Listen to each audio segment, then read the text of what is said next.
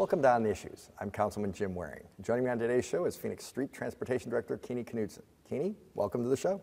Thank you, Councilman. Pleasure to be here. I introduced you as the Streets Director, but that won't be the case after October 20th, so I'm sad to say after 23 years you're moving on.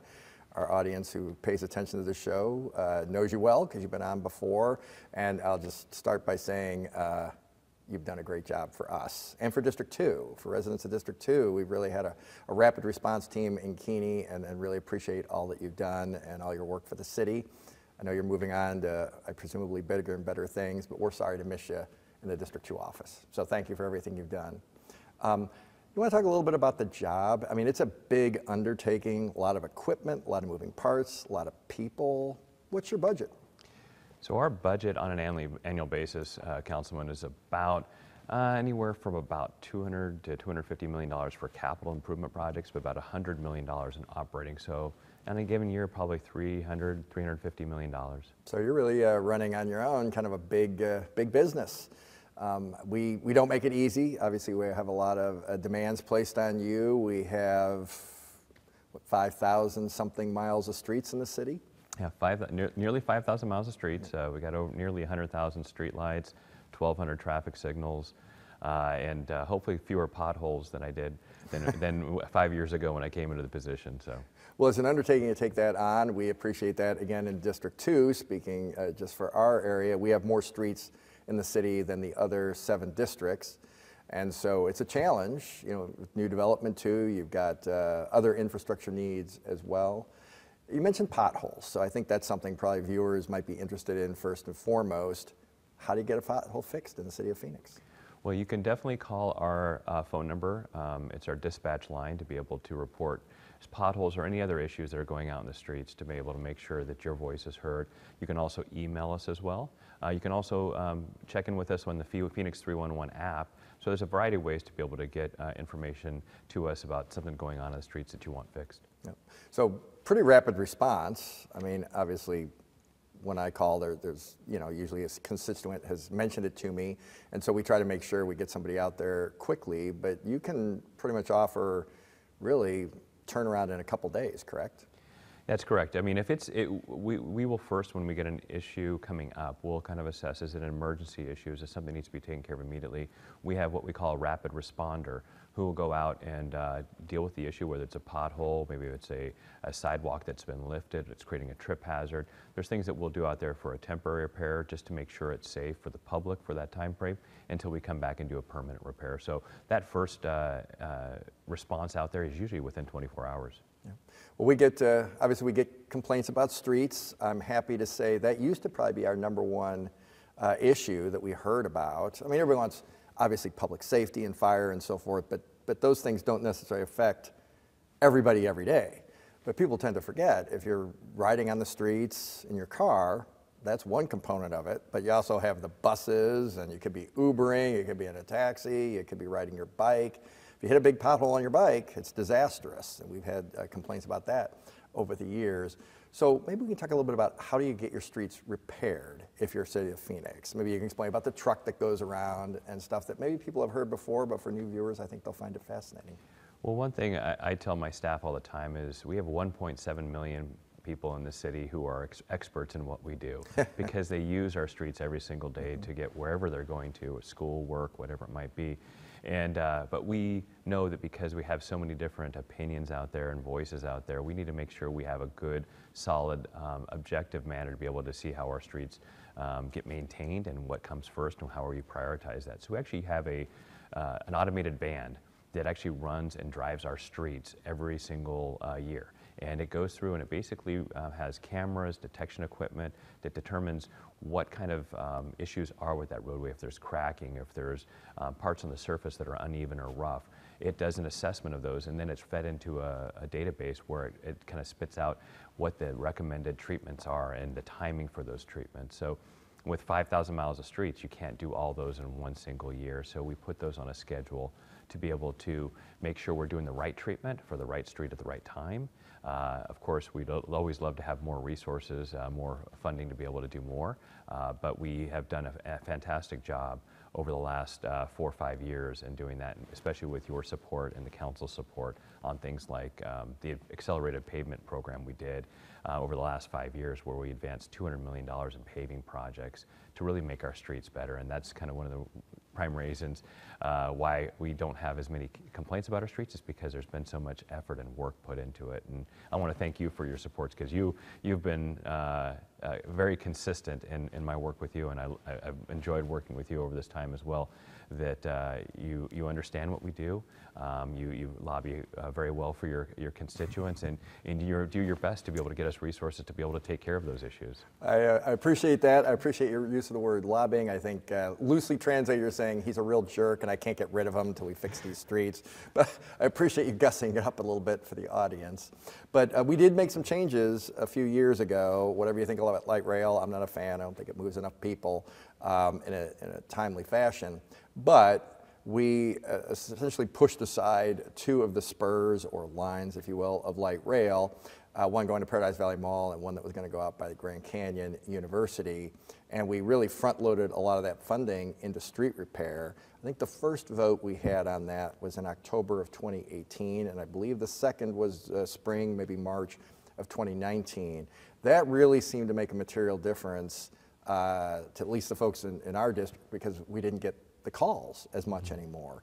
And the calls about streets are a little different, because it's extremely rare in my office that we get a call about the condition of Camelback, because it's not my district. This is one where you really get people in your district. If they, heaven forbid, get mugged or something somewhere else in the city, you may still hear about it, or they see something they don't like in the city. But with streets, it's very parochial. People want to know about the streets that they're driving on every day to go to the dry cleaner, grocery store, whatever. With as many streets as we had, we definitely had some issues. And I can't say every single one of them has been addressed, but we really, I think, made a dent in it. Your help was important during the virus. I don't think you guys missed a day of work. I think you just rolled right through it. Frankly, with less traffic on the streets, I hate to say anything positive came out of that. I'm not implying that. But you also had empty streets to work on, and it just seemed like you really rolled through that, and it made a difference. Am I overstating, or that seems to be the feedback we've had? Not at all.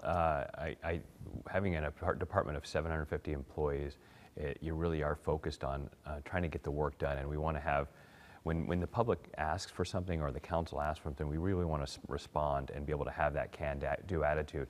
And you're right, back in 2018, 2019, when we advanced that funding to be able to help address the condition of our streets, we stopped getting those calls about potholes and condition of the streets. We started getting complaints about barricades and traffic issues because of us doing the paving work out there, which is always temporary. But we've had so many good feedback, such great feedback from the public, from the council, from businesses, schools, just happy with the condition of the streets. And we can always do more. We always want to, it's never a job that's ever done.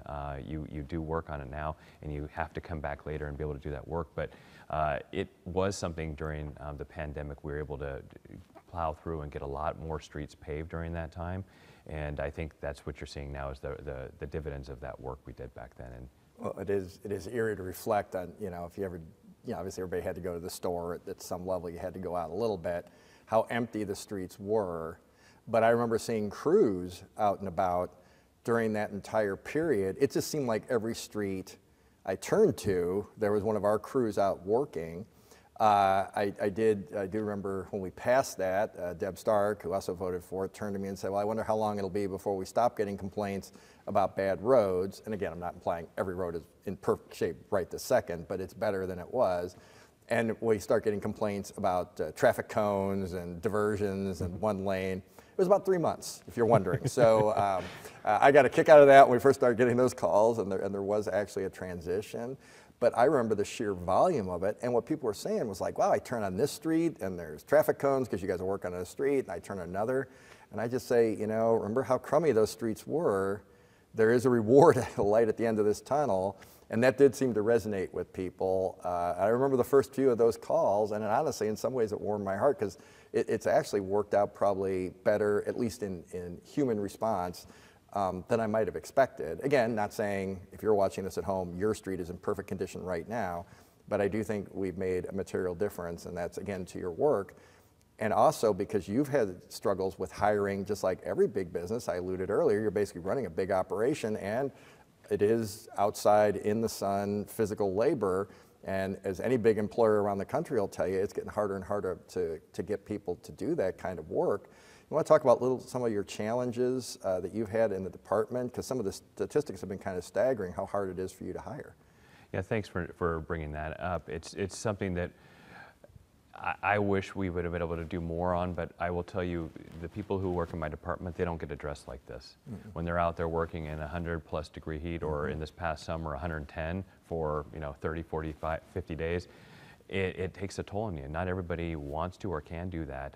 So we've had anywhere between probably 25 to 30% vacancy rate in our department, and that has been most felt in our field positions, the folks who do the paving work, that do the concrete work on our traffic signals, our signs, and do the striping on the roadways. Those are the folks who day in and day out get the job done, and I will tell you that that's the one thing I've been impressed with my team is just, even with the shortage of staffing or the vacancies, they've been able to continue to deliver. But I do appreciate the patience of the public out there, because it does take us a little time after we get some paving done to get the striping down. I know we've talked about some of the some areas where we had to reprioritize things to get some striping down. But I think that's the one thing that I think the council making some decisions on compensation as well, helping us to be able to track those candidates out there to be able to come and work for us, because that's the biggest thing, the best thing we can do for the city, for our organization, for the street transportation department, is get a fully staffed department to be able to tackle those issues out there, because like I said, those 5,000 miles of streets don't get done without having people behind the scenes to be able to make sure they're maintained, well maintained, and operating safely. And for those watching at home who may have missed it, addressing compensation issues is we gave pay raises. And it was really the tool we had in the toolbox to try to make this work. One area where it's really affected things, and we do get a lot of calls, is about how the streets look on the sides of the roads. Because that's also, at least in part, your department's responsibility, but it's not solely your responsibility. Like if there's a dead tree, actually I'm going to stop there and just say, I think the public will be surprised at the other things that you take care of, like planting trees, maintaining trees, depending on where you are, maintaining the areas by the sides of the roads. Those all fall within your purview to some extent. It's not 100% yours. Do you want to explain how that's kind of decided and the challenges you had? Because I don't know if it's still true, but the last time I talked about it, you had more vacancies in the street cleaning crews than you had people actually doing the work. That's not a reflection on you. That's just the environment for hiring that we're in. We've tried to address it, but can you talk a little bit about that and the challenges that presents? Yes, certainly. With our crews that are out there, we're charged with keeping the right-of-way in good condition, the public streets in good condition. We also have contractors who work for us and do landscape maintenance as well. Who also have trouble hiring. And they've had the same issues Yep. with some of the vacancies as well.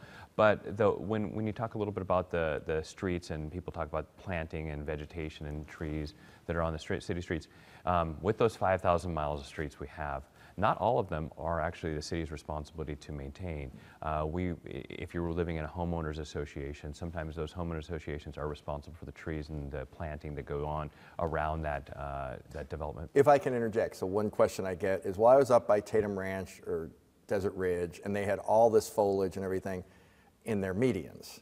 That's because those medians are not ours, correct? They're maintained by the HOAs. Whereas if you go further south into the city, it might be a different setup, and we're responsible, but obviously we can't take care of it like an HOA can that's charging you dues.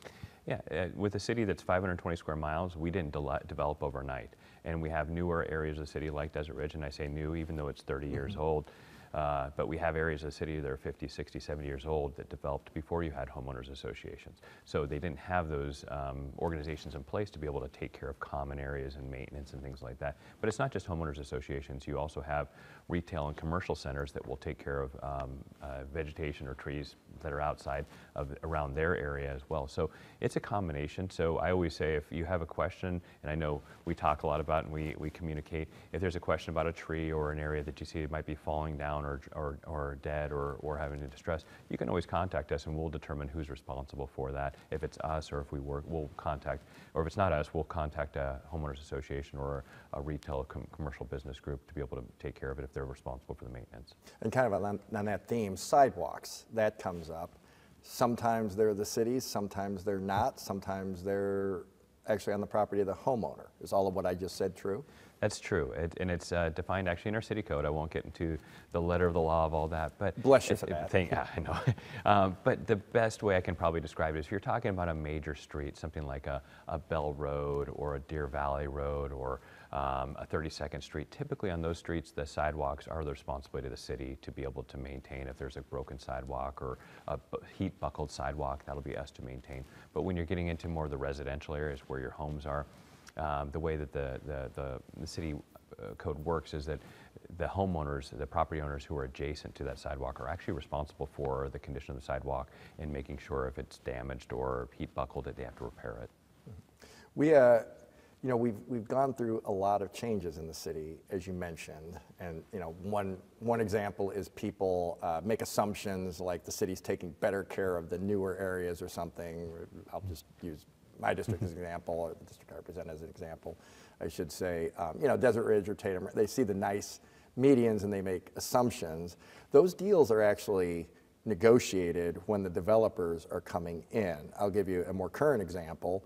The project at Tatum and Bell on the northeast corner, you know, I was just driving by there the other day.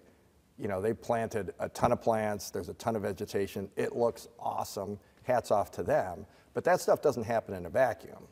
You know, developers obviously want to make it look nice, but citizens have input in all of that, very specifically during the planning and zoning process. So that would be the responsibility of, the maintenance of that would be the responsibility of those homeowners going forward, correct? Even though they're on a major street, really two major streets. That's correct. And the way I always say is when we're working with developers, we're going to do our best to be able to make sure they're doing their fair share of you know, whether it's work on the streets or doing vegetation or other things that they have to do. And we have a process through the development process, through our planning and development department, that they have standard requirements that they require all developers to do. But you're correct when you talk about the zoning process, and when we're going through rezoning, that gives the city a lot more leverage when we're going through a rezoning process to be able to ask or require more of a developer before that zoning request is granted. And that's something where the public's voice is often most heard. Hey, we'd like to have this considered as part of this rezoning process. But that is the opportunity to be able to get more of those nicer amenities that sometimes, and aesthetic features that people like to see when they're going through the neighborhood or driving down the street. Mm-hmm. And using that same project as an example, so 52nd Street there was a very narrow, I would almost say dangerous street to be driving on if you came to another car. So, you know, if you were by yourself, that was great, but there was plenty of room, but, you know, it was a little dicey. Now that development is going in, that used to be a ranch, now it's going to be houses with, as I said, the very nice vegetation around it. But they also went in and built the second half of the road. Can you talk a little bit about that, and whose responsibility is it to maintain that road after it's built? So, Councilman, that's a great point, because what we often see is we see built roads out there and we think, okay, why isn't this wider? Mm-hmm. Why isn't this bigger? Tatum is one of the examples where you have the state trust land on either side. So, yeah, and what I say is, you know, roads are typically built initially when development along that roadway comes in. But it could be on one side of the roadway only and not on both sides. And generally when we are looking at a roadway being developed, each property owner who borders on that road is responsible for dedicating the land for the road and also building that portion of the road. So that's why you see some roadways that are maybe narrower than you think they should be for that roadway. And in this case, what you mentioned, that development, that it was operating as a half street for that time. And when they came in, this development came in, they built the other half of that street. That would have the full width of the street. And that's ultimately what's going to happen with Tatum Boulevard north of Desert Ridge once that land up there ultimately develops. And so that's part of the process. Is people think that why doesn't the city go in there and do that? Well, first off, the city may not have the right of way or the land to be able to build that road. We'd have to go and buy it from a developer or the property owner. And, which could be the state. It could be the state. And so generally, unless there's a major traffic issue or some kind of thing that we have to go in advance of that, we'll wait and coordinate that when the development of that land happens, so we can get that to happen while the developer's building it, and they can pay for it as well, the improvements. So I'm very protective as director of the funding we have, and to make sure we get it make it go as far as possible. And so having them build it, that's a great thing. But then generally, after that's over, we are as a city, are responsible for the ongoing maintenance of that roadway after it's been built. There are private streets out there or private drives, and those are ultimately the responsibility of the property owner to be able to maintain those. But in most cases, if you're not on a private street or around those areas, those streets are responsible for, we're responsible for maintaining and keeping those up. And those private streets that you're talking about, we usually hear from them about the time they have to do like a complete redo and realize to their horror exactly how expensive it is to build or maintain a street over a period of time, particularly if you've let it get into bad condition. So, you know, I think we always encourage people, hey, you might want to really think about this before you move forward. But I use the 52nd Street example because Tatum, it hasn't happened yet. But I do get complaints, you know, people are like, you guys are idiots, why don't you expand that road? So the state trust land will be sold, developers will buy it. That money will then basically mostly go to schools or the universities. So there is sort of a method to the madness, and then the people who essentially buy those houses are going to be footing the cost for that road, not somebody in Ahwatukee. But none of that can happen until that process plays itself out. So we're very aware that Tatum could be wider, eventually it will be nicer, but buyer beware, if you're rooting for that, and I drive on Tatum all the time, then you're also probably going to have more traffic because you're going to have more houses, so otherwise there's nobody to pay for it except you. It probably sounded convoluted, but there is a method to the madness, trust us out there, and we try to make it as good as possible. But to that point, if we were going to build a mile of road like Tatum, how much does that cost? Well, I know when I first got into this role maybe 4 or 5 years ago, it was generally probably $10 or $11 million a mile to build that. But in recent years with the inflationary costs, I'd probably put that number closer to $15 to $18 million. And that just depends on where it's at, how much you know, land you might need to be able to build it, or you know, geography, if we have to work around any kind of hills or mountains or things like that. But generally, that's about right. $15 to $18 million is what we would be spending. So it's expensive. It is expensive. And so going back to, you know, the people sometimes, especially on private streets, don't understand how expensive it is to maintain streets. And so with 5,000 miles of streets, it is difficult to be able to make sure we're hitting everything and being responsible at the same time. And if you don't maintain them, they won't last very long, and then you're going to be replacing them. And you just quoted me like how expensive that can be. Now, most private streets wouldn't be like Tatum, but they're still going to be expensive. So talk about a little bit about the maintenance process. So we've talked about that. People are like, when's my street going to get worked on? And there are a couple different layers from effectively, and I love this example. I can't remember if it was you or one of the folks who works with you who said it's kind of like putting on sunscreen to protect it from the elements, to like a full rebuild. So you want to talk a little bit about those sort of levels? Yeah, I think when everybody gets a brand new street, they love it. It's smooth, it's wonderful, but here in the desert environment, the heat does a number on asphalt. The UV radiation, it degrades the asphalt, and so it never lasts forever. If you were to just say, we're going to put this roadway out here and we're going to do no maintenance on it, maybe you'd get 15 years out of it, but it would be looking really bad after 15 years. So our goal is to, we have, with so many miles of streets, and that's so many, I would put it in the billions of the value of our roadways across our entire city. So you want to take care of that asset. You want to make sure it's lasting as long as you can.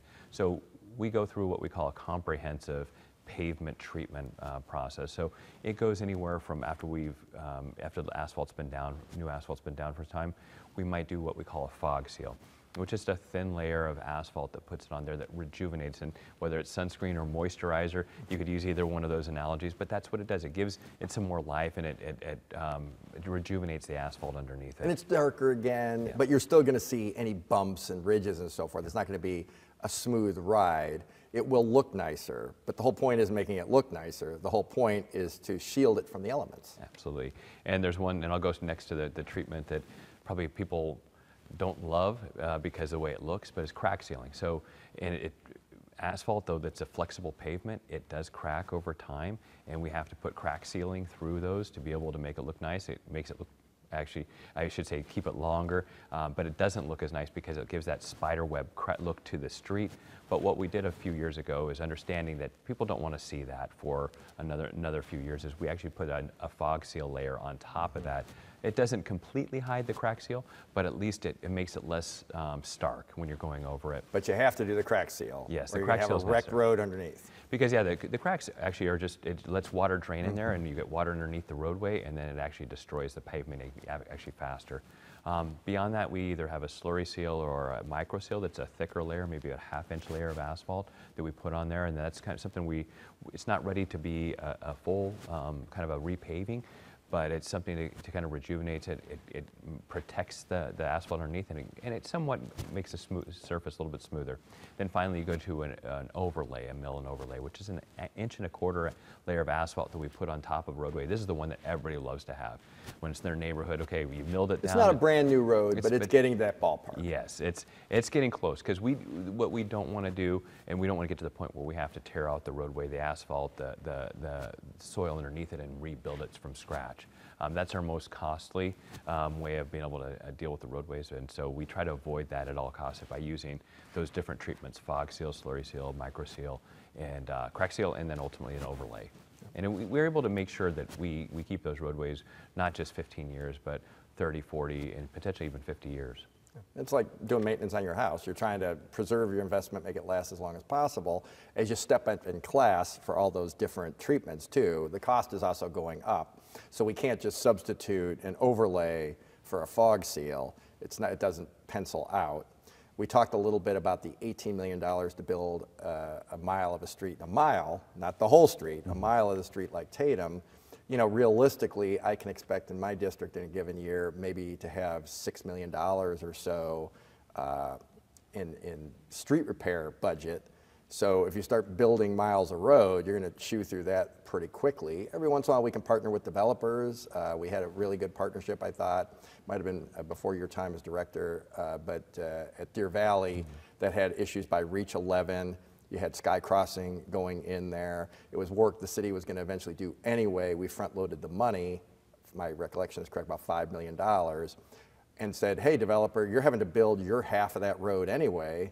Could we just pay you to do the rest of it? And so I thought that was a good use of front-loading money, and I thought it worked out pretty well. Residents seem happy. But there are other things that come up besides just the condition of the streets, and that's obviously safety. Don't want to shortchange that. People ask all the time, how do I get a stoplight? The city doesn't build many stoplights, and to your point earlier about roads, they're way more expensive than when you and I started on this street journey either. You want to talk a little bit about how does that come to be? So we put stoplights in when they're warranted. So if somebody has a concern about a street or an intersection that isn't signalized, they can call us, they can contact us and say, hey, could you look at this? Anything that anybody asks us as far as, hey, could you look at this intersection? We put it on a list. We do traffic counts and a study of it to make sure that to see whether it's warranted. So if there's enough traffic volumes and movements that warrant that traffic signal, we'll put it on our list for installing a signal. However, we have a long list of warranted locations for signals, but that's another area where we also work with the private developers as well. If developers are building and they're adding traffic, we can say, hey, guess what you're doing? You're putting in a stoplight, and they do it all the time. Yeah. And something that was also supported by the council was, and yourself as well, as the Road Safety Action Plan that we got approved about a year ago. And that allocated $10 million to make our roads safer, and traffic signals do make our roads safer. So there's opportunity to be able to do more signals now with that additional funding as well. And we always look for the couch cushions wherever we have to go to be able to get funding to be able to do things like this. And we're trying our best to be able to look for grant opportunities with the federal government as well to be able to help make our roads safer. And signals are a key part of that as well. But I would say if anybody has any questions about it, come ask about it, and we will put it on a list and study it and get back to you once we have the results. Kini, I can't believe I'm saying this. We're out of time. if this were an actual TV show, I think this would be a two-parter season kickoff, and if you weren't leaving, I'd have you back next month because there's a lot of questions I still want to ask. Appreciate your service very much. You've been a wonderful friend to District 2, and we really appreciate it, and you will be missed.